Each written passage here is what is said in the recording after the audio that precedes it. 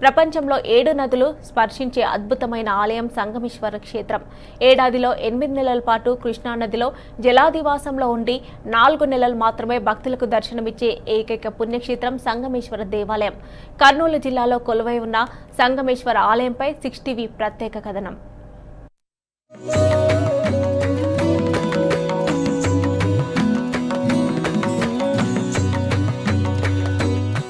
నదీ జలాల నుంచి ఇప్పుడిప్పుడే బయటకు వస్తూ భక్తులకు దర్శనమిస్తున్న ఈ ఆలయమే సంగమేశ్వర ఆలయం.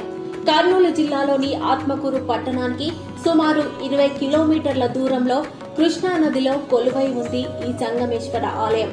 తుంగ, భద్ర, కృష్ణ, వేణి, భీమా, మలాపహరిణి, భవనాసి నదులు కలిసే ప్రదేశం ఇది.